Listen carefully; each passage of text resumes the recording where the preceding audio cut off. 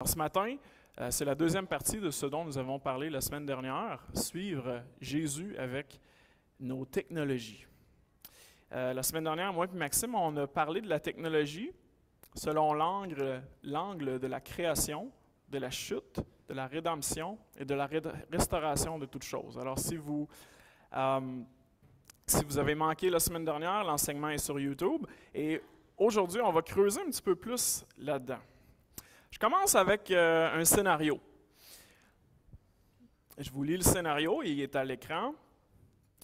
J'ai commencé à suivre les enseignements d'un homme de Dieu tellement inspirant. Ses enseignements ont plus de 10 000 visionnements sur YouTube. Sa page Facebook regroupe des centaines de personnes qui apprennent sur Dieu. Ce que j'aime de lui, c'est que j'ai vraiment l'impression qu'il nous donne de la vraie viande. Il y a une onction particulière pour expliquer les Écritures. Il nous montre comment les prophéties s'accomplissent en temps réel devant nos yeux.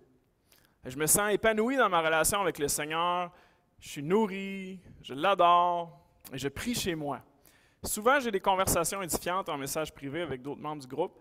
Mon Église est sur Internet.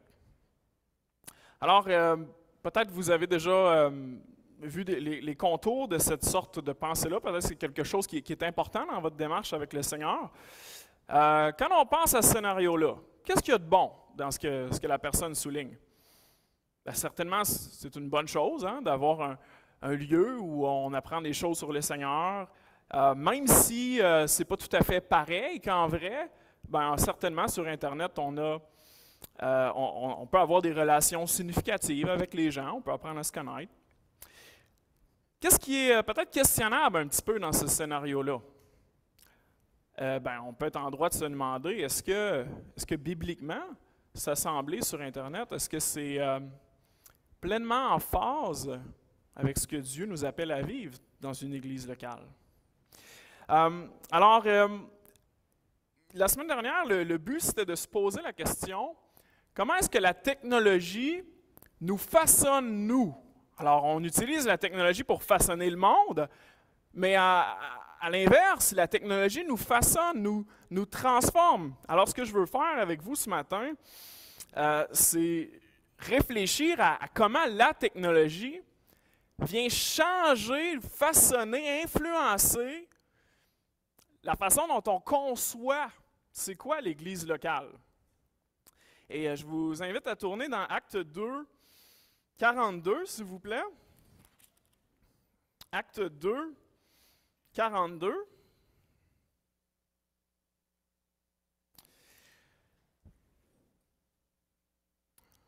Acte 2, 42 est peut-être une fenêtre sur les activités fondamentales d'une église locale.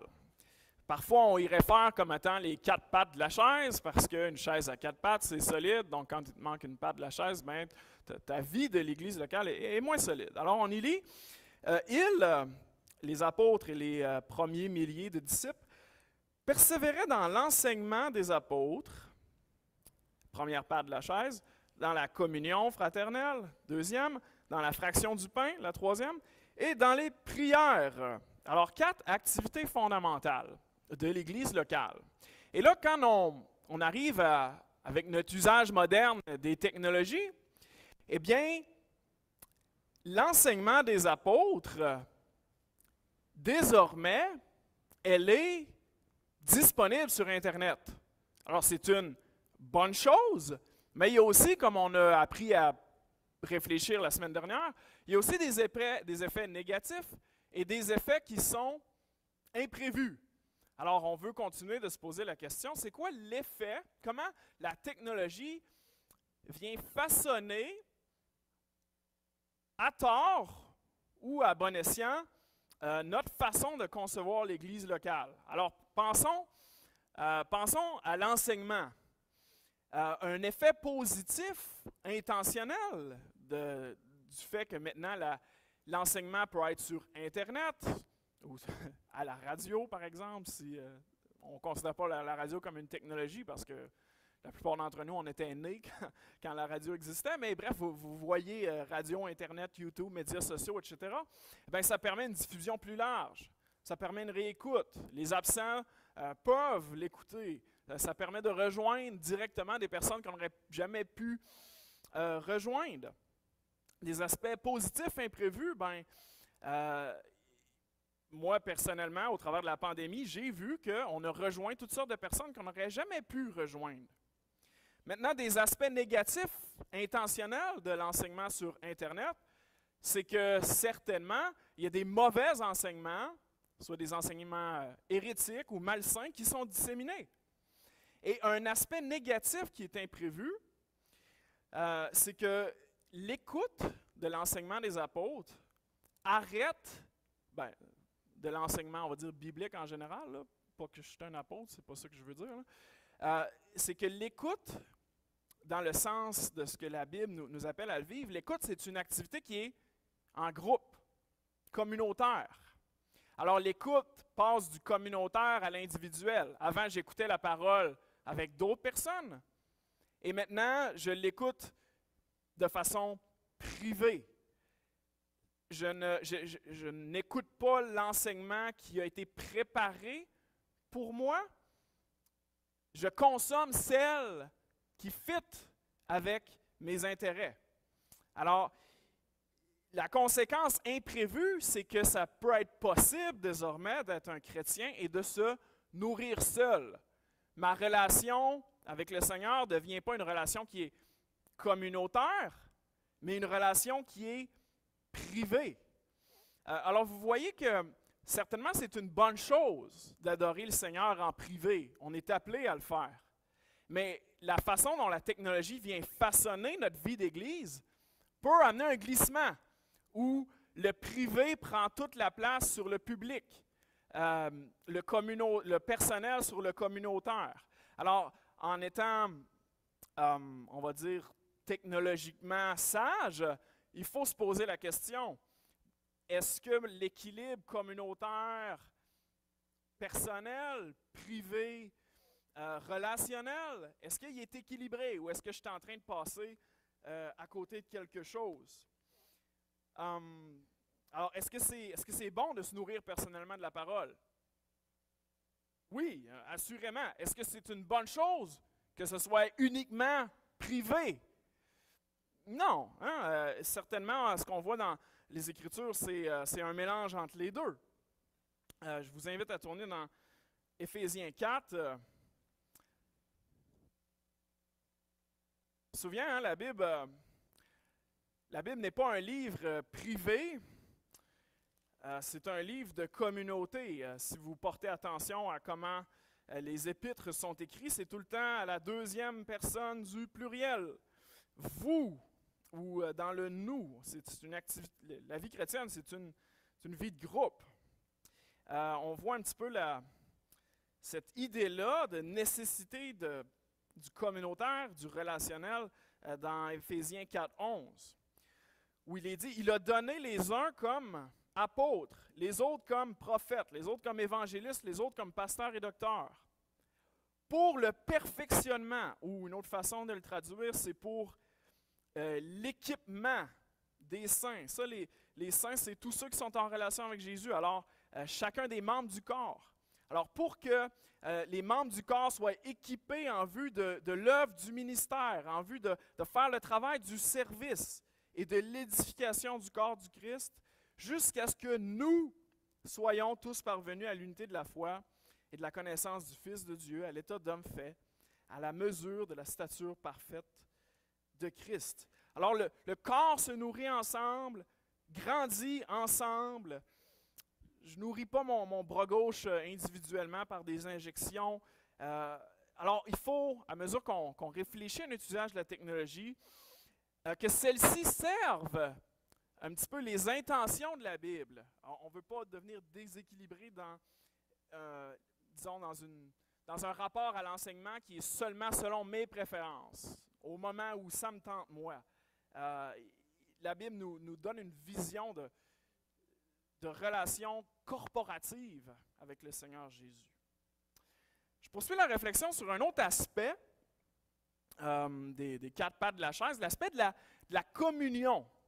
Alors, si on réfléchit au scénario que je vous ai mis en introduction, et à cet aspect-là de la vie chrétienne, de la communion fraternelle, eh bien, la technologie vient façonner notre vie d'Église en ce que la communion et ces 60 commandements-là du Nouveau Testament, qu'on appelle les uns les autres, donc portez les fardeaux les uns des autres, aimez-vous les uns les autres, la technologie fait que cette patte de la chaise-là est comme un peu évacuée, ou du moins diminuée, un effet imprévu de ce qu'on peut appeler l'Église en ligne, c'est que ça évacue complètement ou totalement notre relation avec les autres. Et notre relation avec les autres fait partie de la bonne nouvelle. Dieu est venu rétablir notre relation verticale avec lui afin de restaurer notre relation horizontale avec les autres. Et puis, on peut comprendre que c'est justement là un appel fort de l'Église en ligne. Parce que si les relations avec les autres, c'est une bénédiction, c'est aussi une difficulté majeure.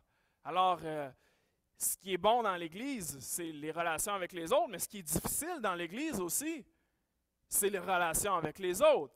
Et c'est relationnellement qu'on est blessé, puis c'est aussi relationnellement qu'on est reconstruit. Alors, on peut voir ici que si, disons, personnellement, j'ai été blessé, déçu, peut-être que dans sa grâce, Dieu va me restaurer en ligne. Ça peut être certainement une façon que Dieu se serve d'un moyen imparfait pour faire son œuvre dans nos vies.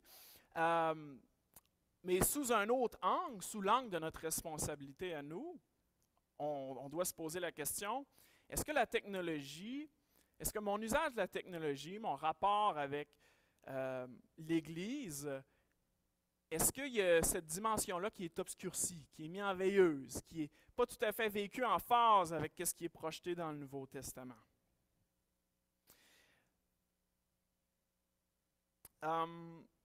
Je vous donne un autre exemple que je n'ai pas écrit. Et c'est un petit peu un appel, un appel d'offres.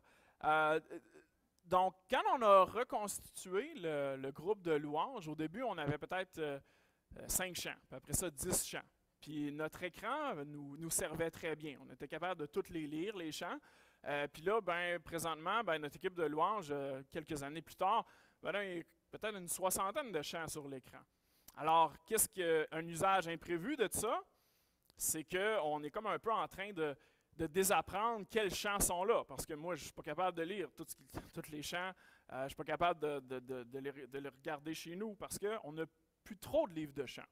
Alors, ce qu'on veut faire, c'est qu'à moyen terme, on veut comme diviser l'écran en deux puis que les slides changent. Mais à moyen terme, on aimerait ça se reconstituer un livre de chants.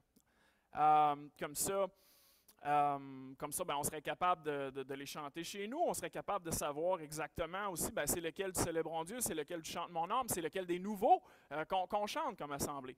Alors, la partie appel d'offres, c'est si vous avez des compétences en secrétariat, si vous êtes capable d'aider avec constituer un livre de chant, venez nous parler, on va être bien intéressés à vos services. Je continue. Puis je veux revenir un petit peu avec ce scénario-là que j'ai amené en introduction. Qu'est-ce qui manque au scénario 1? Eh bien, j'aimerais vous représenter la différence entre un groupe de croyants puis une église locale. Alors, tu sais, chez nous, ma femme puis moi, on habite sur la rue Mauriac. Alors, est-ce que c'est une église parce qu'on est deux chrétiens? Ou quand vous prenez une marche avec des gens de l'Assemblée de Jonquière, est-ce que vous formez une église locale à mesure que vous prenez une marche, puis là, l'église locale est dissoute quand vous retournez chez vous? C'est quoi la différence entre un groupe de chrétiens et une église locale? Et ces mêmes critères-là vont s'appliquer pour nous aider à faire une distinction entre qu'est-ce qu'on peut vivre sur Internet et qu'est-ce qu'on peut vivre ensemble, en présence. Alors, je veux vous présenter 3 marques, 3 points essentiels de ce que la Bible affirme à propos d'une vraie église locale. Et la première chose, la première marque essentielle d'une église locale, c'est 3 O, là, c'est l'orthodoxie. Alors, l'orthodoxie, c'est un terme qui veut tout simplement dire des croyances correctes ou des croyances conformes. Alors, une église locale, dans le sens biblique du terme, ne va pas croire n'importe quoi sur l'Évangile, ne va pas croire n'importe quoi sur qui est Jésus, son Père et l'Esprit Saint. Elle ne va pas croire n'importe quoi à propos de la vie chrétienne. Elle va être caractérisée par certaines croyances correctes qui sont en phase avec les Écritures. Fondamental à ça, ça va être qui Dieu est. Donc, nous croyons en un seul Dieu qui existe éternellement en trois personnes, le Père, le Fils et le Saint-Esprit, qui est Jésus, et comment il est possible d'être connecté avec lui. Alors, ce n'est pas parce que quelqu'un aime la Bible ou enseigne la Bible qu'il va être orthodoxe dans ses croyances. Alors ça, c'est notre première marque essentielle. Une deuxième marque essentielle qui distingue un groupe de croyants d'une église locale, c'est l'ordre. Et ce que je veux dire par là, c'est est-ce qu'il y a dans ce groupe-là une autorité biblique qui est dûment instituée? Alors, si c'est seulement, disons, 30 chrétiens qui se rencontrent pour chanter, c'est très bien, ce sont des chrétiens qui se rencontrent pour chanter, mais dans le sens biblique du Nouveau Testament, il doit y avoir un ordre. Alors, c'est-à-dire des anciens diacres, si nécessaire, qui vont veiller à protéger le dépôt de la foi, l'orthodoxie. Une troisième marque essentielle qui distingue un groupe de chrétiens d'une église locale, ce sont les ordonnances. Alors, ce que le Seigneur Jésus nous a pratiqué, commandé de pratiquer, c'est-à-dire la Sainte Seine, prendre le pain, le vin en mémoire de son sacrifice, du sacrifice du Fils de Dieu, et le baptême comme entrée dans la foi chrétienne. Et vous voyez que c'est ce qui fait la force un peu d'une église Internet, c'est qu'il n'y a pas d'ordre, alors c'est, on pourrait dire, démocratique, il n'y a pas d'ordonnance, alors il n'y a pas de redevabilité, c'est seulement selon mon bon vouloir, si ça me tente ou pas. Alors c'est ce qui fait un petit peu leur force de ces mouvements-là, sont peut-être un petit peu plus souples, mais ça passe à côté des mécanismes que Dieu nous demande de mettre en place pour qu'on puisse grandir sainement dans notre relation avec lui, dans notre relation avec les autres. En plus de ces trois marques essentielles-là, une église locale va être caractérisée par trois œuvres essentielles. Une église locale va évangéliser, va partager la bonne nouvelle. Une église locale va édifier, donc certainement va s'intéresser à la Bible, va l'enseigner. Et une église locale va exalter notre Dieu, donc la pratique de l'adoration. Alors, un groupe de chrétiens qui affirme être une église doit avoir ces points bibliques-là. Si c'est, disons, un groupe de chrétiens qui s'assemblent pour discuter des Écritures, mais que, disons, Dieu n'est pas adoré selon la vérité de la parole, si c'est seulement un groupe de discussion, puis toutes les opinions se valent, eh bien, ce n'est pas une église locale, parce que l'orthodoxie n'y est pas respectée. S'il n'y a pas l'administration du baptême, le partage du repas du Seigneur, ce n'est pas une église locale. Alors, une église, ce n'est pas juste quelques chrétiens rassemblés, ce n'est pas moi et ma femme dans mon salon chez nous, mais c'est un rassemblement de chrétiens qui est caractérisé par ces trois marques essentielles-là, ces trois œuvres essentielles-là. Alors, ces critères-là sont particulièrement importantes. Vous pouvez voir que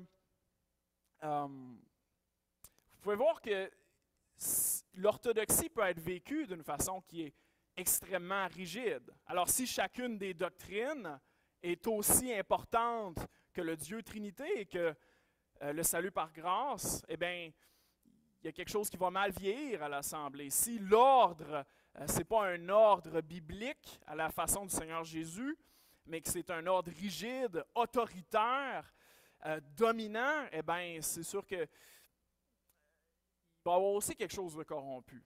Si Donc, vous êtes capable de voir que toutes ces choses-là doivent être vécues, pas juste en nom, mais à la manière du Seigneur Jésus. Je veux, dans la deuxième partie de cet enseignement-là, vous faire un petit cours d'autodéfense spirituelle. Sur la question de comment choisir ses sources sur Internet. Parce qu'un autre aspect de l'Internet, c'est que désormais, n'importe qui peut écrire n'importe quoi et affirmer connaître la Bible. Et je veux vous suggérer des paramètres bibliques pour être capable de consommer responsablement ce que vous trouvez sur Internet. Alors, il y a des très bonnes choses et des très mauvaises choses. Et alors que je me préparais, j'ai fait le tour de l'ensemble de ce que la Bible dit sur les faux enseignants. Et c'est assez particulier à quel point on en dit des choses. Vous avez peut-être déjà entendu parler du plus vieux métier du monde. Je vous suggère que le plus vrai métier, le vrai plus vieux métier du monde, c'est un escroc religieux. Dès Genèse 3, le premier péché, c'est par un escroc religieux. Quelqu'un qui prétend connaître Dieu et qui se sert du nom de Dieu pour te manipuler. Alors, s'il y avait des faux enseignants à l'époque où il fallait que tu te pointes dans un lieu et que tu enseignes devant des gens et que tu t'écrives des livres, tu envoies des lettres, s'il y en avait à cette époque-là, certainement, il y en a aujourd'hui et leur travail est de beaucoup facilité parce qu'on a des machines dans nos poches qui, avec l'algorithme, vont nous diriger vers leurs enseignements. Alors, il y a des dizaines et des dizaines de passages dans toutes les sections de la Bible à propos des faux prophètes, des faux enseignants. Et on n'a pas juste besoin de penser aux hérétiques là, qui disent des affaires pas de bon sens, comme, qui renient la Trinité. On peut penser, pas besoin de juste penser aux hérétiques, mais à des enseignements qui sont malsains, qui peut-être ne sont pas directement hérétiques à premier abord, mais qui, au fil du temps, produisent des effets amers dans notre vie. Alors, le point, c'est que chaque chrétien a ses devoirs à faire.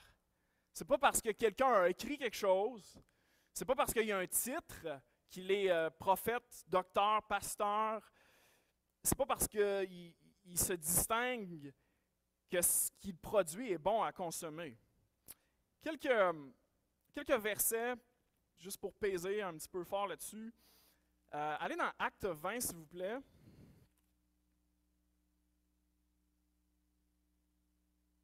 Acte 20, à partir du verset 29. Et Paul vient de passer plusieurs mois à Éphèse. C'est un discours très émotionnel qu'il adresse aux gens aux responsables de cette église-là. Et il leur dit au verset 29 du chapitre 20 du livre des Actes, vous pouvez vous imaginer que Paul il est très émotif et ses auditeurs aussi pleurent à la fin du discours. Il leur dit « Je sais qu'il s'introduira parmi vous, après mon départ, des loups cruels qui n'épargneront pas le troupeau, et qu'il s'élèvera du milieu de vous des hommes qui enseigneront des choses pernicieuses pour entraîner les disciples après eux. Veillez donc, vous souvenant que durant ces 3 années, je n'ai cessé, nuit et jour, d'exhorter avec larmes chacun de vous. » Alors, cette promesse-là, pour les Éphésiens au 1er siècle, elle vaut pour nous aujourd'hui. Et désormais, les faux enseignants, ils n'ont même pas besoin d'être physiquement parmi nous, là. Ils peuvent être à distance, dans leur studio chez eux, et l'algorithme va les diriger vers nous. Colossiens 2 nous dit de prendre garde que personne ne fasse de vous sa proie par la philosophie, par une vaine tromperie. Dans un autre contexte, Apocalypse 2.2, l'Esprit de Dieu parle à l'église d'Éphèse. Elle dit « Je connais tes œuvres, ton travail, ta persévérance. Je sais que tu ne peux supporter les méchants, que tu as éprouvé ceux qui se disent apôtres et qui ne le sont pas. » Alors les gens à Éphèse, il y avait des gens qui prétendaient être des apôtres et qui ne l'étaient pas. Et alors, eux, ils ont pris à cœur leur responsabilité de les tester, de ne pas dire, ah, ben, il dit qu'il est apôtre, il doit être apôtre. Puis quand un apôtre te dit quelque chose, qu'est-ce que tu as à dire? Ben, tu n'as rien à dire, tu n'es pas un apôtre. Mais c'est pas parce que c'est pas parce que la personne a dit que c'est un apôtre que c'est un apôtre. Alors, et c'est d'ailleurs pour cette raison-là que les Éphésiens du 1er siècle ne se sont pas laissés endormir. Ils ont testé l'apôtre et, ben, c'était pas un apôtre. Puis, bonne réponse. Dieu te dit bon travail. Là, après ça, il va y critiquer. Il te dit tu as abandonné ton premier amour. Mais en tout cas, c'est au moins déjà ça. Alors, je suis responsable de ce que je mange. Alors, sur Internet, si vous consommez, disons, tel enseignement, ben, vous êtes responsable. Et la parole de Dieu nous instruit, nous donne des paramètres. Alors, prenons ça à cœur. Okay? Comment est-ce que j'écoute? Qu'est-ce que j'écoute? Est-ce que j'ai suffisamment de connaissances de la Bible pour discerner ou est-ce que je suis vulnérable de me faire passer un sapin? Et c'est correct. Si vous vous sentez vulnérable, si vous ne savez pas trop quoi faire avec ce que vous avez entendu, c'est correct. On est ensemble là-dedans. On peut s'aider les uns les autres. Je donne un exemple. Si vous avez l'application YouVersion, qui est l'application de lecture de la Bible la plus populaire au monde, et que là, vous dites, j'aimerais ça commencer à lire quelque chose. Alors, vous cliquez sur « Thème populaire » et dans la troisième catégorie, là, donc un coup de roulette, vous avez la section quelque chose comme maladie. Alors, une des premières affaires que j'ai vues, c'est 7 mensonges sur la maladie. Et dans ce plan de lecture-là, vous allez lire des extraits des Écritures, puis vous allez lire les commentaires de l'enseignant qui a créé le plan de lecture. Et là, vous allez apprendre que si vous êtes malade, si vous n'avez pas encore guéri de votre cancer, c'est parce que vous n'avez pas assez de foi. Alors, si tu crois ça, parce que d'un côté, tu veux, certainement, tout le monde veut être guéri. Puis la Bible nous dit qu'on peut être guéri, dans certains cas. Mais là, si tu as un enseignant qui est déséquilibré, qui a une mauvaise compréhension des attentes réalistes par rapport à ce qu'on peut expérimenter sur Terre de ce côté-ci de la résurrection, eh bien, qu'est-ce que ça fait? Bien, tu vas être embarré dans soit je vais détester Dieu parce qu'il ne me guérit pas, ou soit je vais me détester moi-même parce que ça fait 20 ans que je prie pour qu'il me guérisse puis je ne suis pas encore guéri. Quel mauvais chrétien. Alors, tandis que peut-être que tu es un exemple formidable de foi, de confiance en ce Dieu mystérieux-là. Et ce serait terrible qu'à cause d'un plan de lecture mal fait, tu t'embarques dans une vie de culpabilité. Alors, on est responsable de ce qu'on consomme. Tiens, un autre exemple qui était dans la première page. 30 affirmations puissantes pour ta vie. Nos paroles donnent la direction que prendra notre vie. C'est pourquoi prononce toujours la faveur de Dieu, sa grandeur et sa victoire sur ta vie. Dans ce plan de lecture, tu trouveras 30 déclarations à proclamer sur ta vie, une pour chaque jour.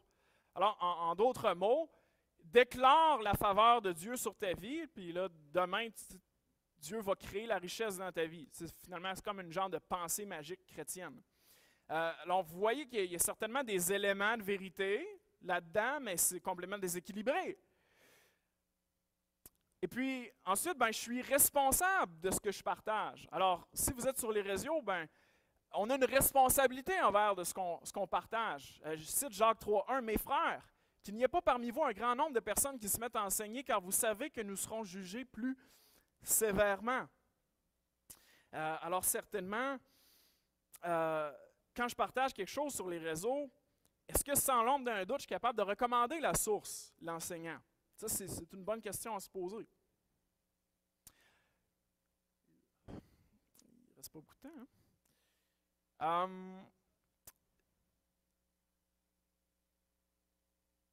Je donne un autre exemple. Récemment, on m'a donné un livre par Fred Hammond dans lequel le gars il affirme avoir eu une révélation. sur l'origine démoniaque de telle maladie mentale et de telle maladie mentale. Alors, si vous avez telle maladie mentale, c'est parce que vous avez tel démon. OK? C'est sûr qu'on est responsable de ce qu'on lit. Puis si on a un doute par rapport à ce soi-disant visionnaire-là, qui a eu une vision, puis là, j'ai la solution miracle. Si vous avez des doutes, vivons-le en communauté, c'est correct. On a besoin de l'aide de l'un et de l'autre pour discerner ce qui peut nous arriver dans nos newsfeeds. Alors, je vais terminer avec un autre scénario. Cette église a changé ma vie. La louange est vraiment incroyable. Les musiciens sont bons, puis tu sens vraiment l'Esprit de Dieu quand tu vas là. Tu sais, quand le Saint-Esprit te ferait frissonner là, puis là-bas, ils savent vraiment comment faire venir la présence de Dieu. Je te dis, j'ai jamais expérimenté quelque chose comme ça à l'église. On a été dans l'adoration spontanée pendant au moins 1h30, puis là, le pasteur a dit qu'il avait eu une prophétie de personnes qui avaient des douleurs au dos. Il les a fait lever, il a prié pour eux, ils ont été guéris. Le gars a dit venir de l'église internationale Horeb en Hongrie. Alors, par rapport aux gens sur Internet ou dans la vie en général qui proclament certaines choses à propos de qui ils sont, la Bible nous reste pas en l'est. La Bible nous équipe, okay, pour comprendre un petit peu ce qui se passe. Et dans ce scénario-là, est-ce qu'il y a des choses qui sont utiles pour savoir si la personne est vraiment animée par l'Esprit de Dieu ou pas? Je vous suggère qu'il n'y a absolument rien d'utile là-dedans. Il n'y a rien de mauvais non plus. Il n'y a rien de mauvais là-dedans particulièrement. Ça peut tout être des bonnes choses ou des mauvaises choses. C'est juste que ces signes-là ne sont pas utiles pour savoir si la personne est dirigée par l'Esprit de Dieu ou pas. Elle pourrait être 100% dirigée par l'Esprit de Dieu ou que ça pourrait être 100% l'inverse. Alors, ce que je veux faire avec vous, c'est vous inviter dans 1 Jean 4 et considérer des signes réels de l'activité de l'Esprit de Dieu. 1 Jean 4,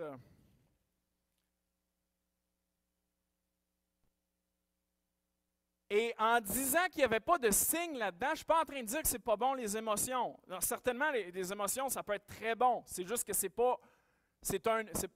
un non-signe. Ça ne te dit pas si c'est bon, ça ne te dit pas si c'est pas bon. Ça ne te dit pas si c'est fiable, ça ne te dit pas si c'est pas fiable. C'est juste un non-signe. Et je vous en donne quelques-uns. Ça, c'est adapté de Jonathan Edwards, un théologien du 18e siècle.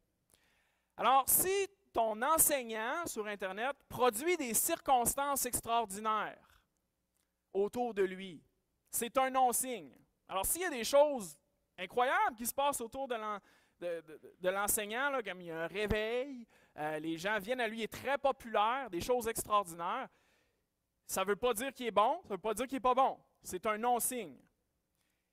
Si les gens, quand ils l'écoutent, ils ont des larmes, des tremblements, des cris, les gens se murmurent pendant qu'ils prêchent parce qu'ils sont tellement convaincus, c'est un non-signe. Ça peut être bon, ça peut être pas bon.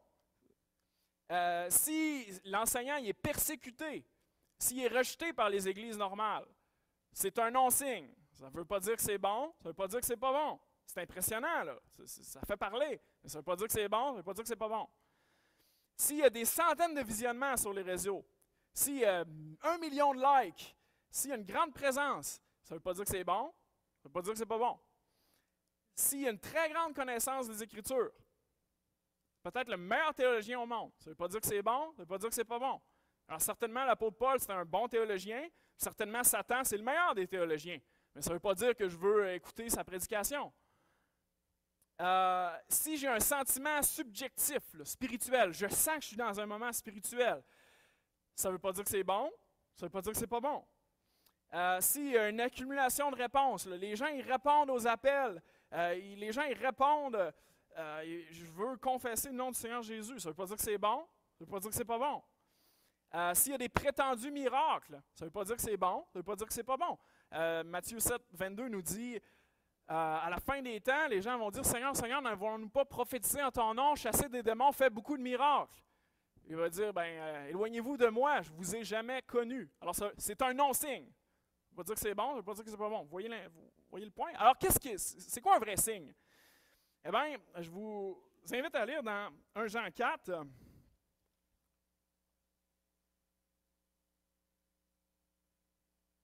Et je vais vous présenter 5 signes véritables de l'œuvre de l'Esprit de Dieu. 1 Jean 4, l'apôtre Jean nous dit, « Bien-aimés, vous êtes bien-aimés ce matin. N'ajoutez pas foi à tout esprit. En d'autres mots, créez pas tout le monde. Mais éprouvez les esprits, testez les esprits pour savoir s'ils sont de Dieu. Car plusieurs faux prophètes sont venus dans le monde. Reconnaissez à ceci l'Esprit de Dieu. » Alors, en d'autres mots, si vous voulez reconnaître l'Esprit de Dieu, là, checkez ça. Tout esprit qui se déclare publiquement pour Jésus-Christ venu en chair est de Dieu. Et tout esprit qui ne se déclare pas publiquement pour Jésus n'est pas de Dieu. C'est celui de l'Antéchrist dont vous avez appris le venu et qui maintenant est déjà dans le monde. Alors, le premier signe véritable de l'œuvre de Dieu, c'est que l'enseignant va exalter que Jésus est le Christ, le roi choisi de Dieu, le Fils de Dieu qui est venu, qui a quitté la présence de Dieu, pris la nature d'un homme, a vécu une vie parfaite, est mort à la croix pour nos péchés, est ressuscité pour nous donner la vie. Cet enseignant-là va exalter le Fils de Dieu, que Jésus est le Christ venu en chair. Deuxième critère, entre les versets 4 et 5, « Vous, petits-enfants, vous êtes de Dieu et vous les avez vaincus. » Les gens qui s'alignent avec l'Antichrist. « Parce que celui qui est en vous est plus grand que celui qui est dans le monde. Eux, ils sont du monde. C'est pourquoi ils parlent d'après le monde et le monde les écoute. » Alors, deuxième signe certain de l'œuvre de Dieu, c'est que l'enseignant s'oppose aux intérêts de Satan. Alors, est-ce que le ministère de cet enseignant-là fait que l'affection des gens envers le péché diminue? Est-ce qu'ils sont de plus en plus répugnés par leur propre péché? Le péché des autres, ça ne nous concerne pas, mais est-ce qu'ils sont répugnés par leur propre péché? Est-ce qu'ils sont de plus en plus conscients de leurs propres besoins humblement devant Dieu? Alors voici un signe certain de l'Esprit de Dieu. Troisièmement, au verset 6, « Nous sommes de Dieu. Celui qui connaît Dieu nous écoute. » Alors le « nous », c'est les apôtres. Alors celui qui écoute les apôtres, celui qui écoute la Bible, est de Dieu. Celui qui n'est pas de Dieu ne nous écoute pas, n'écoute pas la Bible. C'est par là que nous connaissons l'esprit de la vérité et l'esprit de l'erreur. Alors si un enseignant pointe vers les Saintes Écritures, en contexte et non hors contexte, non sur des détails obscurs, étriqués d'une façon que personne n'aurait pu deviner que c'était là, mais dans le sens clair et comprenable par n'importe qui sait lire, ça c'est un signe certain qu'il est animé par l'Esprit de Dieu. Quatrième du verset 6 encore, l'enseignant qui exalte la vérité et la saine doctrine. Est-ce que l'Esprit est à l'œuvre pour amener les gens plus proches de la vérité? Est-ce qu'il y a vraiment une affection pour le Seigneur Jésus où on parle de la Bible seulement comme d'un autre, si on était un club de motoneigistes, on parlerait de motoneige, mais là ici on parle de Bible. Et est-ce qu'il y a un sens relationnel, d'affection, que ça change de quoi, que ça va dans mon cœur? Et puis, dernièrement, entre les versets 7 et 9, « Bien-aimés, aimons-nous les uns les autres, car l'amour est de Dieu, et quiconque aime est né de Dieu et connaît Dieu. Celui qui n'aime pas n'a pas connu Dieu, car Dieu est amour. L'amour de Dieu a été manifesté envers nous, en ce que Dieu a envoyé son Fils unique dans le monde, afin que nous vivions par lui. » Alors, l'enseignant produit l'amour de Dieu, produit, c'est une façon de parler, va enseigner de façon à ce que les gens grandissent dans leur amour envers Dieu et dans leur amour envers leur prochain. Alors, est-ce que les gens démontrent de plus en plus d'amour envers Dieu et envers les humains? d'une façon objective, concrète. Ça, ces signes-là, ce sont des signes réels. Alors, je vous suggère peut-être un scénario plus indicatif de signes, selon 1 Jean 4. Cette Église-là a changé ma vie. Ce qui m'a frappé d'abord, c'est l'amour réel qu'il y a entre les gens. Des gens différents, mais dont l'amour en Christ les amène à s'impliquer dans la vie des uns des autres, au-delà de leur affinité naturelle. Là-bas, l'exemple des frères et des sœurs et la prédication de la parole de Dieu m'a montré comment Christ était le sauveur dont j'avais besoin, le seul sauveur qui existe. J'ai appris à mieux me connaître moi-même, que sans lui, je ne suis rien, et qu'il m'a donné des dons pour qu'il les utilise. Ensemble, mes frères et sœurs, et je sens qu'on est une vraie famille, on veut montrer la beauté du Fils de Dieu partout. Alors, je vous suggère que les critères ici qu'on voit sont peut-être plus représentatifs de 1 Jean 4. Alors, ce n'est pas que les choses dans le premier scénario étaient mauvaises, c'était juste qu'ils n'étaient pas indicatives de l'œuvre réelle de Dieu. Alors, quand vous analysez les gens sur Internet, certainement 1 Jean 4, c'est des bons critères bibliques. Je termine rapidement avec d'autres critères bibliques. Posez-vous la question, est-ce que la personne sur Internet, elle est qualifiée selon Dieu? Est-ce qu'elle est qualifiée selon Dieu? C'est-à-dire, est-ce qu'elle fit avec les critères d'Anciens dans 1 Timothée 3, 1 Pierre 5? Est-ce que je peux affirmer de bonne foi que je sais que cette personne-là, elle est qualifiée selon ce que la Bible dit des enseignants? Alors, si je ne suis pas capable de l'affirmer, certainement, je pourrais au moins parler avec quelqu'un qui peut-être la connaît plus. Deuxième critère, est-ce que l'enseignant est attesté par une église où il n'est pas le seul dirigeant? Est-ce qu'il est en relation avec un mouvement d'église ou est-ce que c'est un leader autoritaire? Il est en haut de la pyramide et il fait ce qu'il veut. Est-ce que c'est un mouvement sectaire finalement? C'est pas parce que tu dis que tu es un pasteur principal que nécessairement tu n'es pas un leader autoritaire. Alors faisons attention à la façon dont les gens se présentent eux-mêmes. Est-ce que les Écritures sont utilisées en contexte ou hors contexte? Est-ce que le sens clair du texte est présenté ou est-ce que c'est une interprétation obscure d'un détail? Je veux lire dans Actes 17, 11, il est à l'écran, en nous parlant des Juifs de Bérée, qui avaient des sentiments plus nobles que ceux de Thessalonique.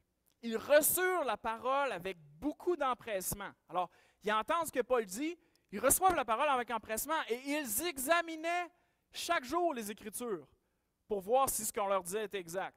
Alors, si vous avez l'habitude d'écouter des choses sur Internet, ne l'écoutez pas la bouche ouverte. Okay? Vous devez vous servir de votre tête que le Seigneur vous a donnée et examiner si il vous sort un lapin de son chapeau ou si certainement c'est le sens clair des Écritures. Et ça, c'est un sport d'équipe. Hein? C'est pour ça que l'enseignement, c'est une affaire d'équipe. Et beaucoup de monde ici qui peuvent vous aider. Dernier critère, est-ce qu'il y a une prétention d'un secret spirituel? Alors, 10 secrets spirituels pour débloquer votre destinée.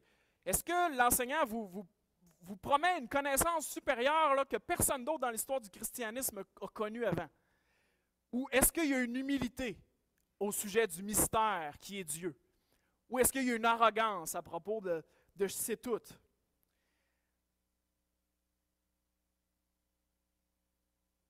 Je vous donne quelques exemples. Si quelqu'un vous prétend pouvoir vous dire pourquoi, là, à toutes les circonstances que vous ne comprenez pas de votre vie, cette personne-là, elle est orgueilleuse.